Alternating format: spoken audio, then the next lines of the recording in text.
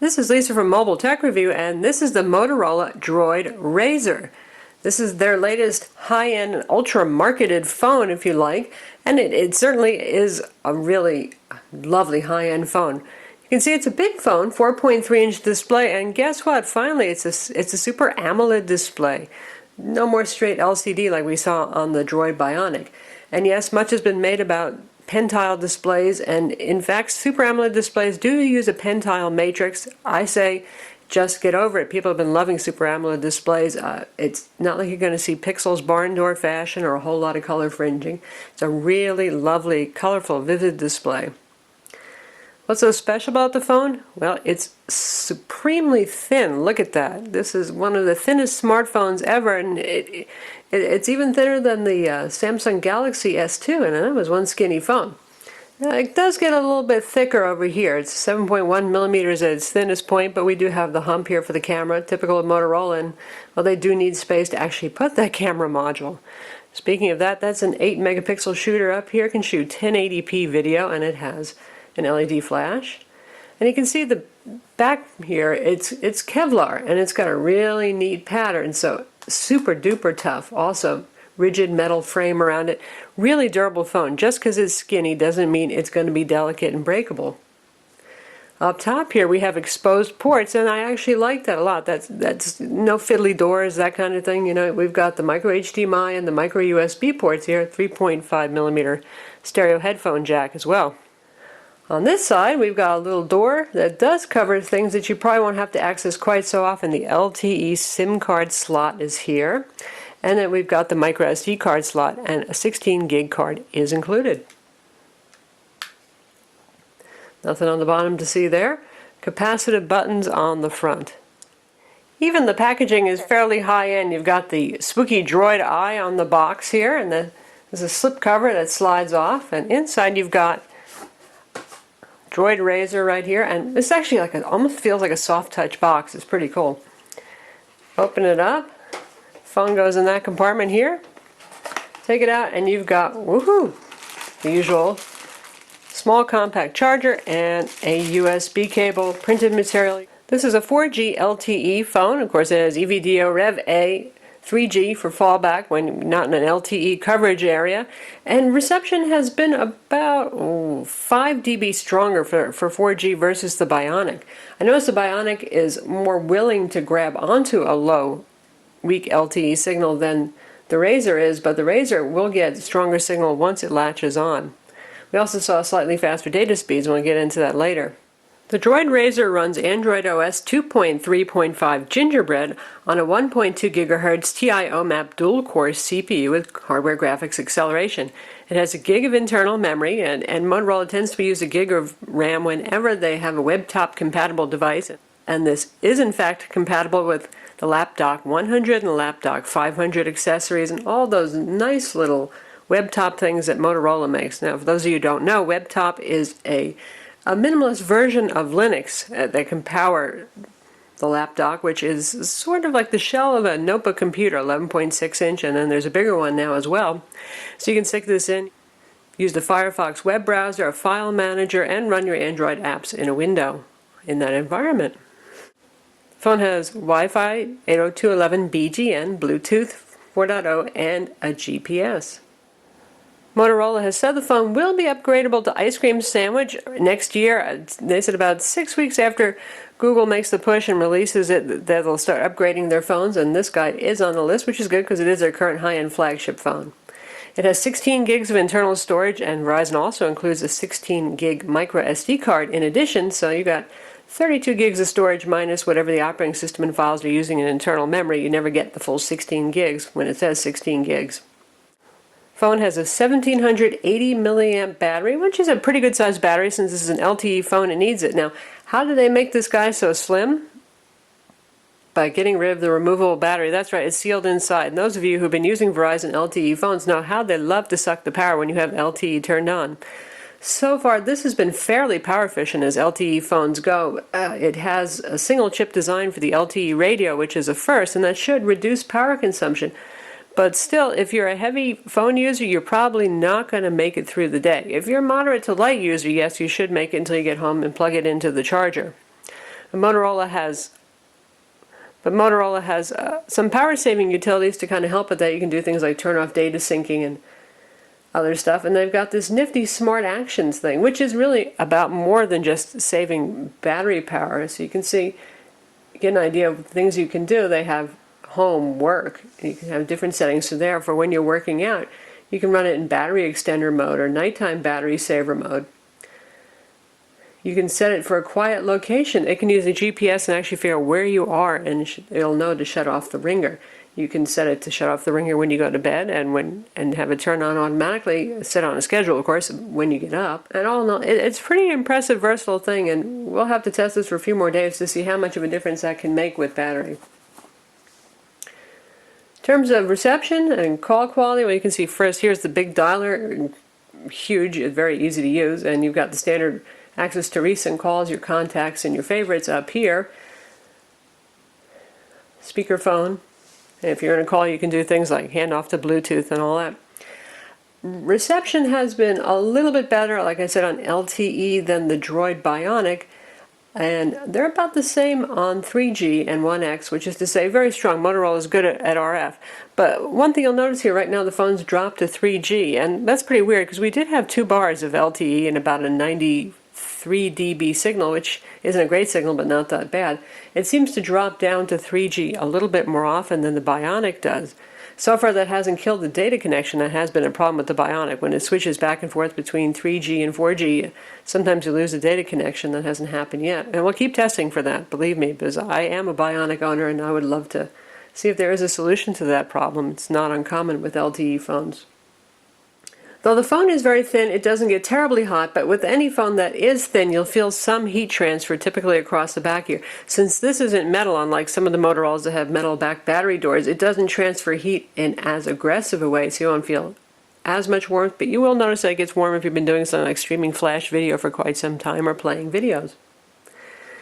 The 8 megapixel shooter back here takes decent shots. You know, it used to be that HTC was the one we made fun of for their mediocre cameras, and now Motorola really needs to step things up because HTC has some really solid cameras. Samsung makes great cameras. And this one's not bad, but colors tend to not have the same level of really deep saturation and contrast. Speed is a bit improved over the Bionic, though, and we'll check that out. We'll set up a shot here using the beautiful Bionic box. And you can see here's your shutter button. Hunts a little and then focuses. And once it gets the hang of it, it's pretty good. And the camera launch time was not too terrible. You can also shoot 1080p video. Phone has a QHD resolution display, which is a 960 by 540 pixels, and that's pretty good. But you know what? This is one of 3 superphones that Verizon's introducing for the holiday season, and the others being the HTC Resound and the Samsung Galaxy Nexus, both of which have 720p displays. That means 1280 by 720. So, well, the resolution isn't that impressive on this phone anymore.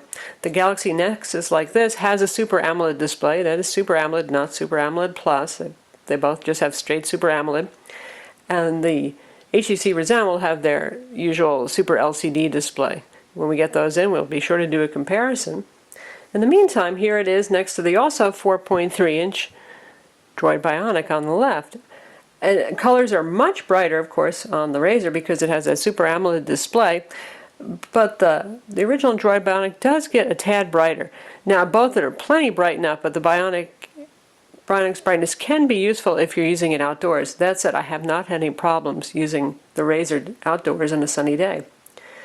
In terms of size, the RAZR is a little bit bigger, but you know, not all that big. Some folks have been saying, oh boy, it's such a handful. Well, here they are right on top of each other, and you can see the size is really close. The big difference is going to come in thickness. I mean, the Bionic was a pretty slim phone at the time. They're making a big deal about how it was the thinnest LTE phone, but look at the difference in these two. A lot thinner. And now we're going to compare it to the Samsung Galaxy S2. This is the 4.5-inch display size from T-Mobile, and they're both very big phones, about the same size in terms of footprint. Galaxy being a teeny bit wider, and in terms of thinness, at its thinnest point, the Motorola does manage to be the skinnier phone. And lastly, compared to the iPhone 4S, obviously the iPhone is going to be a smaller phone because it has a 3.5-inch display. The Bionic comes with a healthy smattering of applications, not excessively bloatware-ridden. We saw the Smart Actions, which is actually pretty cool. My Accounts is a way to add all sorts of social networking and email accounts, Exchange, IMAP, POP3, Twitter, Facebook, LinkedIn, Flickr, all that stuff. Motorola is really big on supporting that stuff as part of their, well, we don't call it MotoBlur anymore, but basically it is the MotoBlur engine behind there, but no longer requires that you log into a MotoBlur account to set up the phone. We've got all the standard Google apps on board. We've got Google Books, Navigation, Google Talk, Places, YouTube Player. Verizon has their VCast tones, their Verizon Video, which is a streaming video service. Not ready yet on this phone to show you, but it's pretty decent stuff. Got Verizon account backup stuff, VZ Navigators on board for those of you who don't get into Google Maps for whatever reason. And we've got some demo games installed. The inescapable Let's Golf 2, that seems to be on every Android phone these days, and we've got Madden NFL 12 demo as well. Motorola includes their business-oriented stuff. We've got Moto Print, and we've got remote wipe capabilities as well on this phone. And we've got the Moto Active here for those of you who get into the new Moto Active product. And instead of ZoomoCast, we have MotoCast. Pretty much the same thing, they've just changed the name on it, and that's a really neat service. It works with Macs and Windows PCs, and you can set that up and you can stream content. Basically, it's a remote file manager that you can use your phone to log into your computer and play your music and your videos, access files, anything that you've got on your computer, and you can do that over any kind of wireless connection, 4G, 3G, Wi-Fi. Of course, if you are using your 4G connection, do keep an eye on your data consumption. We like Verizon's handy data counter down here.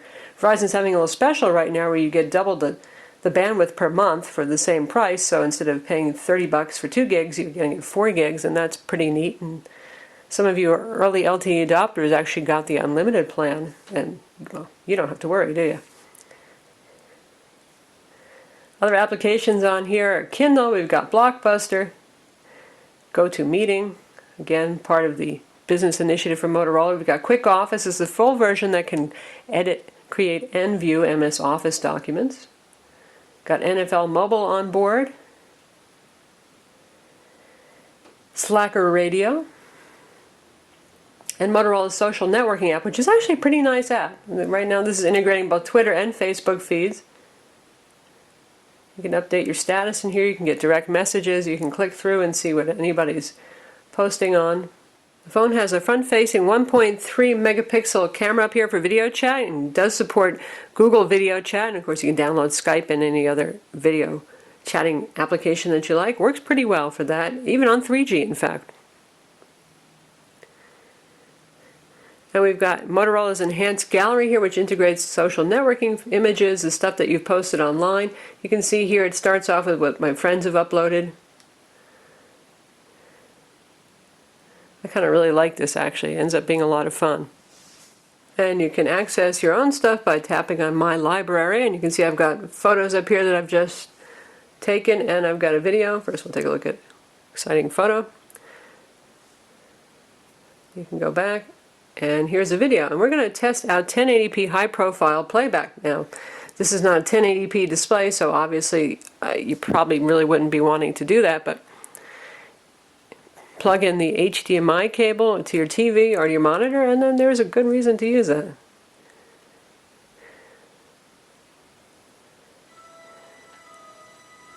You can hear the speaker is very loud and full on this. About halfway, I'll turn up near maximum.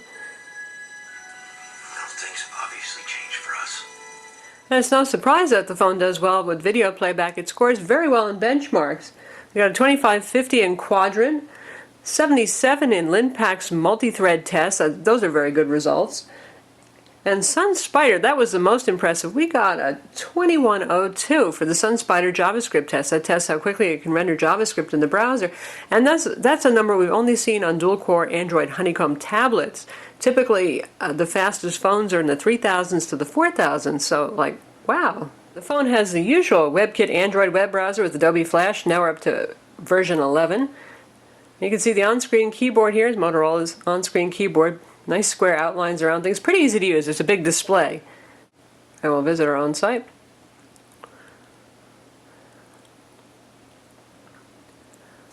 And that was actually again over 3G, since our 4G has been a little weird today.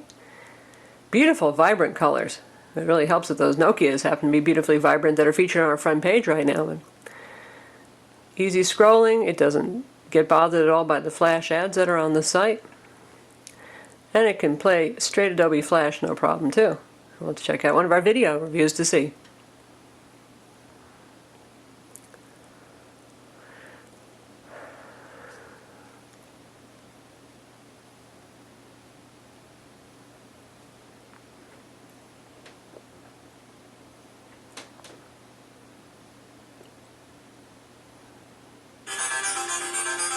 Loudspeaker.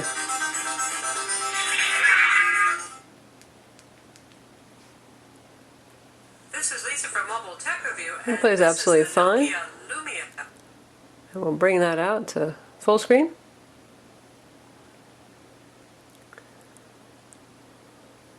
Timer there so you can see. There it does. And it's playing pretty well even over Verizon's 3G network. Definitely the phone's up to the task. Fast phone. Lastly, let's check out Netflix. I know a lot of you are Netflix fans. Alright, so here we are on the usual Netflix mobile version of the application, and we're going to play a video. And now we're back on 4G network. A little blocky at first until it buffers up.